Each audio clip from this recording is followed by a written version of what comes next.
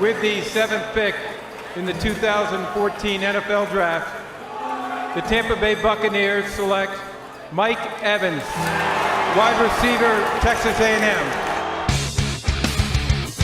A historic night for Mike Evans. He gets the one that he's been looking for. Touchdown number 72 of his career, which passes Mike Allstott for 71 and makes Mike Evans the greatest touchdown scorer in Buccaneers history, as he now holds the record for franchise touchdowns. Giants only rushing 3, all sorts of time.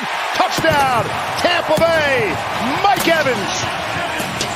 This is an earth-shattering take at this point, depending on who you ask. I think some of the old-school guys might take it the wrong way, but in my opinion, Mike Evans is already a top 5 Buccaneer of all time before the end of his career. Yeah, I know. I saw the look on your face on that one. I'm curious to see what the live chat thinks, but I think Mike Evans is already a top 5 Buccaneer of all time. And I think by the time his career is done, if he maintains and finishes his career in the red and pewter, maybe a couple of creamsicle games dashed in there couldn't hurt, but you know, if he finishes his career as a Buccaneer and makes the Hall of Fame, I think he could be the greatest Buck of all time, if not the greatest offensive Buck of all time, because a lot of people already consider him that much. Yeah, I mean, you seem shocked. Well, not necessarily. I mean, I just don't think he's top 5 right now. Like, so who's your top 5 still? I mean, I think you got to go most of the 0-2 team. Obviously, you can't put Brady because as much as I love Brady, he hasn't done anybody that puts Brady. Yeah, sure, but he did that in the Patriots uniform. Like, yeah, sure. What he's done with the Bucs is spectacular, and he probably is a top 15 Buck. I think he's top 10. Truthfully, yeah, he might be top 10. Yeah, I think he's floating around top 10. Yeah, which is like insane because he's only had a year and a half. But you can't put him there. But man, I mean, you got Derek Brooks, you got Warren Sapp, obviously. Those are the two.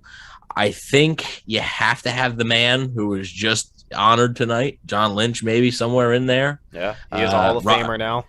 Rondé Barber, I think you got to have him in there just because he spent his entire career as a Buck as well. And then Mike Evans. I like the list, man. And then Mike Evans right after those 4 guys.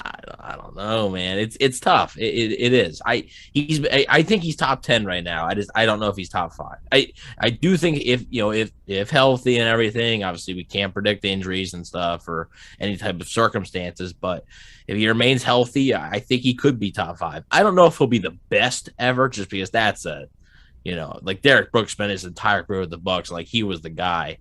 But, like, I mean, and Leroy Selman, I'm forgetting him, too. Like, the first ever. I mean, yeah, the OG. I don't know. It's tough. It is tough. Yeah.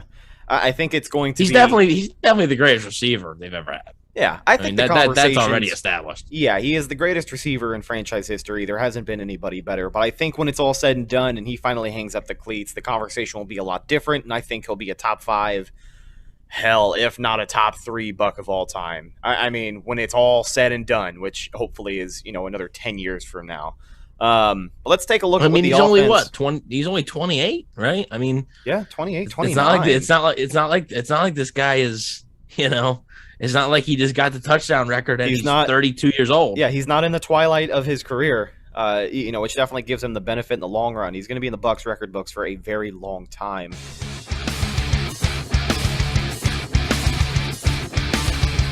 Tampa Bay Buccaneers from the 48-yard line. 2nd down, 13. Brady lobs one downfield. Caught ball by Gronkowski.